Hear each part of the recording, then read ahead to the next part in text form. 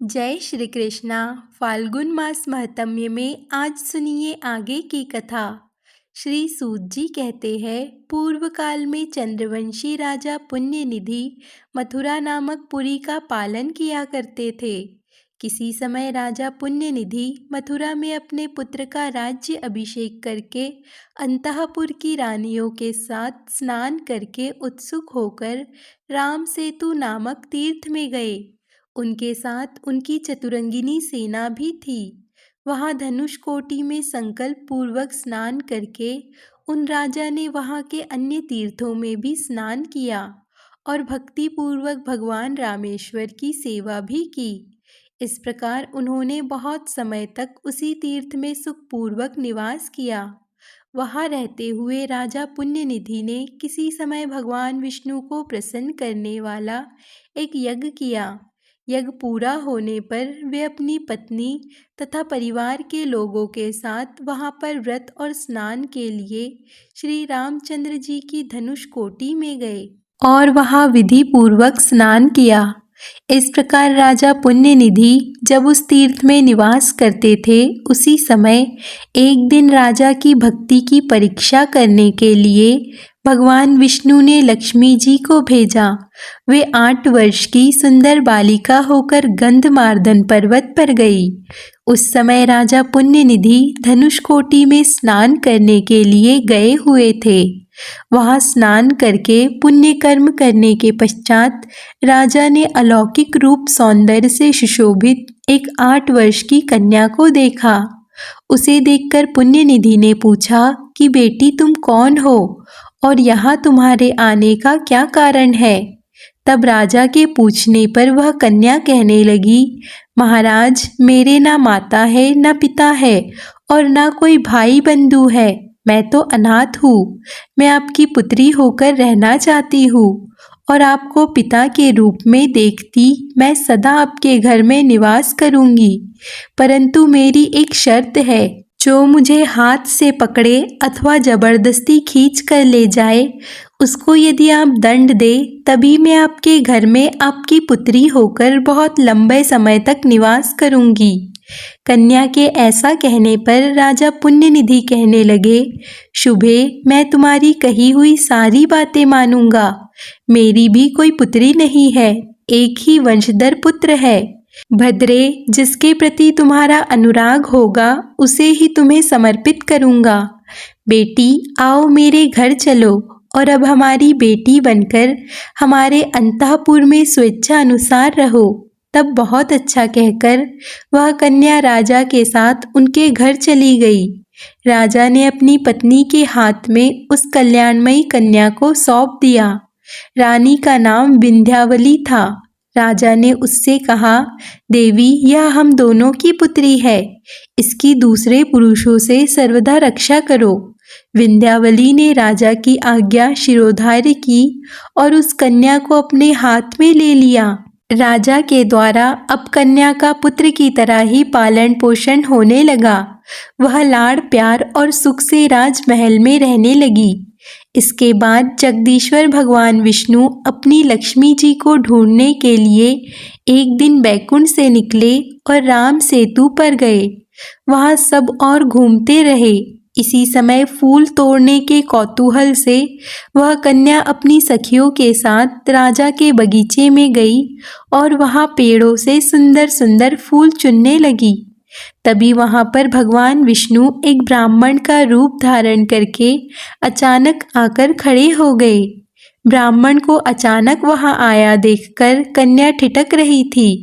उस मधुर भाषिणी कन्या को देखकर उस ब्राह्मण ने जल्दी से उनका हाथ पकड़ लिया।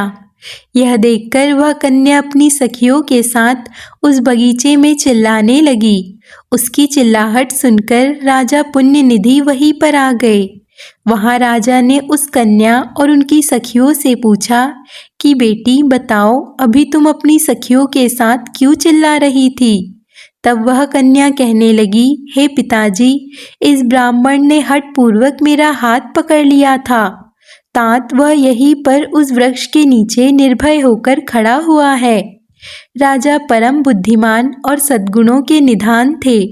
उन्होंने उस ब्राह्मण का यथार्थ बल ना जानते हुए उसे जबरदस्ती पकड़ लिया और रामेश्वर मंदिर में ले जाकर वहां पैरों में बेड़ी डालकर हाथों में रस्सी से बांधकर फिर से उसे मंडप में ले आए।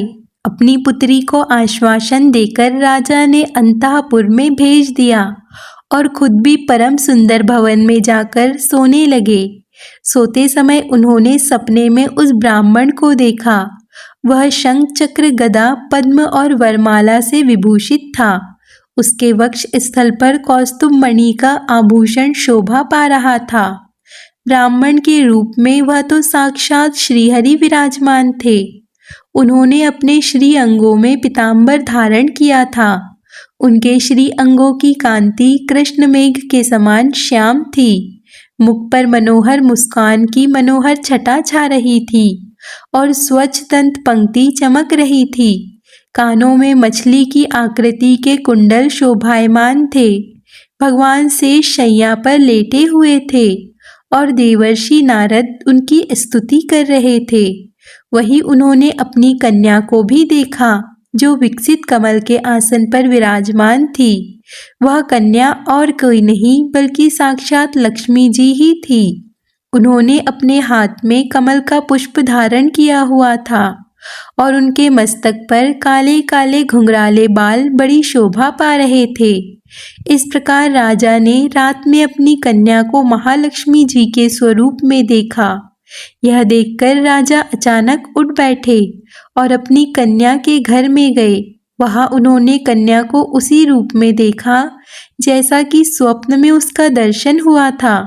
प्रातःकाल सूर्योदय होने पर राजा पुण्यनिधि कन्या को साथ लेकर रामेश्वर मंदिर में पहुंचे और उस श्रेष्ठ मंडप में गए जहां उन्होंने ब्राह्मण को बंदी बनाकर रखा हुआ था। वहां ब्राह्मण को उन्होंने साक्षात श्रीहरि के रूप में देखा, ठीक उसी रूप में जैसा कि स्वप्न में दर्शन हुआ था। वनमाला आदि चिन्हों से पहचाने जाने वाले भगवान विष्णु को जानकर राजा ने उनकी इस प्रकार स्तुति प्रारंभ कर दी कि हे कमलकांत, आपको नमस्कार है। हे गरुड़ ध्वज, आप प्रसन्न होइए। हे शंखपाण, आपको नमस्कार है। आप मेरा अपराध क्षमा कीजिए। प्रभु, आप निर्गुण अप्रमेय तथा बुद्धि के साक्षी विष्णु हैं, आपको नमस्कार है। हे कृपामूर्ति, आपके लिए नमस्कार है। हे मधुसूदन, आप मेरा यह अपराध क्षमा कीजिए। राजा को अपनी गलती का प्रायश्चित हो रहा था। इस प्रकार महाविष्णु की स्तुति करके राजा पुण्यनिधि ने संपूर्ण जीवों की जननी श्री लक्ष्मी जी की भी स्तुति की कि संपूर्ण जगत को धारण करने वाली हे देवी, आपको नमस्कार है। आप भगवान विष्णु के वक्ष स्थल में निवास करने वाली है, आपको नमस्कार है। समुद्र से प्रकट हुई हे हरिप्रिया महालक्ष्मी, आपको नमस्कार है। आप ही सिद्धि, पुष्टि, स्वधा, स्वाहा, संध्या, प्रभा, धात्री, भूति, श्रद्धा, मेधा और सरस्वती है। मैं आपको बारंबार नमस्कार करता हूँ।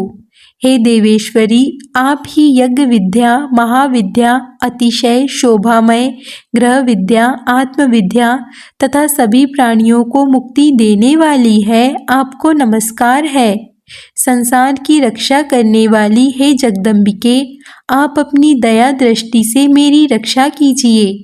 हे महेश्वरी, आपको मेरा नमस्कार है। महालक्ष्मी जी की इस प्रकार स्तुति करके राजा ने अब फिर से भगवान विष्णु से इस प्रकार प्रार्थना की कि हे श्रीहरि, मैंने अज्ञानवश आपके पैरों में बेड़ी डालकर जो इस समय आपके प्रति अपराध किया है वह तो स्पष्ट ही द्रोह है। आप उसे यदि हो सके तो क्षमा करें। मधुसूदन, आप संपूर्ण जगत के पिता हैं और पिता को पुत्र का अपराध क्षमा कर देना ही चाहिए। आपने अपराधी दैत्य को अपना स्वरूप तक दे डाला है। भगवान, मेरे भी इस अपराध को आप क्षमा कर दीजिए। हे कृपानिधि, मारने के लिए आई हुई पूतना को भी तो आपने अपने चरण कमलों में स्थान दिया था। मेरी भी रक्षा कीजिए। हे लक्ष्मीकांत, हे केशव, मुझ पर आपकी कृपा पूर्ण दृष्टि डालिए। राजा के इस प्रकार प्रार्थना करने पर भगवान विष्णु कहने लगे कि राजन, मुझे बंधन में डालने के कारण तुम्हें जो भय हो रहा है उसे त्याग दो, भय मत करो। तुमने तो इस तीर्थ में मेरी प्रसन्नता के लिए ही यज्ञ किया है, इसीलिए तुम मेरे प्रिय भक्त हो। शत्रु दमन में तो भक्तों के अपराध सदा ही क्षमा करता हूँ। तुम्हारी भक्ति जानने के लिए ही मेरी प्रेरणा से मेरी प्रिया लक्ष्मी जी तुम्हारे घर आई थी और तुमने इनका भली भांति संरक्षण किया है, इसीलिए मैं तुम पर बहुत संतुष्ट हूँ। संसार में जो पुरुष मेरी स्वरूप भूता इन महालक्ष्मी जी में भक्ति रखता है वह मेरा भी भक्त कहलाता है, और जो इनसे विमुख है और जो इनका सम्मान नहीं करता वह मेरा द्वेष पात्र माना गया है। तुमने तो भक्ति पूर्वक इनका पूजन किया है, इसीलिए तुम्हारे द्वारा मेरी भी पूजा संपन्न हो गई। क्योंकि यह लक्ष्मी जी मुझसे अभिन्न है, इसीलिए तुमने मेरा अपराध नहीं बल्कि पूजन ही किया है। मेरे स्वरूप भूता लक्ष्मी जी संपूर्ण जगत की माता तथा वेदत्र रूपा है। उनकी रक्षा करने हेतु जो तुमने मुझे बंधन में डाला है वह तो मुझे अत्यंत प्रिय लगा, और यह लक्ष्मी जी वास्तव में तुम्हारी पुत्री है। भगवान विष्णु के ऐसा कहने के बाद लक्ष्मी जी भी कहने लगी कि राजन, तुमने अपने घर में मेरी रक्षा की, इससे मैं तुम पर बहुत प्रसन्न हूँ। तुम्हारी भक्ति की परीक्षा लेने के लिए ही मैं और भगवान दोनों यहाँ आए हैं। तुम्हारे मनाह संयम रूप योग और भक्ति भाव से हमें बड़ी प्रसन्नता हुई है। हम दोनों की कृपा से अब तुम्हें सदा सुख की प्राप्ति होगी। हमारे चरणों में तुम्हारी अविचल भक्ति बनी रहे और अंत में मोक्ष भी प्राप्त होगा। भगवान विष्णु की भक्ति से युक्त तुम्हारी बुद्धि सदा धर्म में लगी रहेगी। इसके बाद भगवान विष्णु फिर से कहने लगे, राजा, तुमने जिस प्रकार मुझे यहाँ बेड़ी से बांधा है उसी रूप से मैं इस मंडप में सदा निवास करूँगा। सेतु माधव के नाम से यहाँ मेरी प्रसिद्धि होगी। जो मनुष्य यहाँ मुझ सेतु माधव की पूजा करेगा, सेवा करेगा, वे संपूर्ण मनोरथ और अंत में संयुक्त मोक्ष को भी प्राप्त होगा। तुम्हारे द्वारा किए हुए मेरे तथा लक्ष्मी जी के स्तोत्र को जो प्रसन्नता पूर्वक पढ़ेगा, सुनेगा और लिखेगा, उनकी मेरे परम धाम में कभी पुनर्वृत्ति नहीं होगी। राजा पुण्यनिधि से ऐसा कहकर भगवान विष्णु सदा पूर्ण रूप से वहाँ निवास करने लगे। राजा ने सेतु माधव रूपी भगवान विष्णु को प्रणाम करके भक्ति भाव से उनकी महापूजा की और श्री रामेश्वर का सेवन करके अपने घर को प्रस्थान किया। मथुरा में उन्होंने अपने पुत्र को राजा बना दिया और स्वयं जीवन भर उस परम उत्तम सेतु तीर्थ में निवास किया। मृत्यु होने के बाद राजा ने अंत में मोक्ष प्राप्त कर लिया और उनकी पत्नी विंध्यावली भी उन्हीं के साथ मृत्यु को प्राप्त हुई। उस पतिव्रता ने भी पति के साथ ही उत्तम गति प्राप्त कर ली। इस प्रकार जो सेतु तीर्थ में भक्ति पूर्वक प्रतिदिन सेतु माधव का दर्शन करते हैं उनकी कभी पुनरावृत्ति नहीं होगी, अर्थात उन्हें मोक्ष मिल जाएगा। जो सेतु तीर्थ की रेणुका लेकर गंगा जी में डालता है वह मृत्यु के बाद भगवान विष्णु के बैकुंठ धाम में निवास करता है। जो गंगा जी का जल लाकर भगवान रामेश्वर को स्नान कराता है और उसके भार को सेतु तीर्थ में रखता है वह निश्चय ही पर ब्रह्मा को प्राप्त होता है। हे ब्राह्मणों, इस प्रकार तुमसे भगवान सेतु माधव की महिमा का वर्णन किया गया। ऋषि मुनियों से ऐसा कहकर श्री सूत जी महाराज कुछ क्षणों के लिए मौन हो गए। इसके आगे का वृत्तांत आप अगले अध्याय में ज़रूर सुनिए। आज की कथा यहाँ पर संपन्न होती है। अगर आपको आज की कथा पसंद आए तो वीडियो को लाइक, कमेंट, शेयर ज़रूर कीजिए और चैनल को सब्सक्राइब करना ना भूलिए।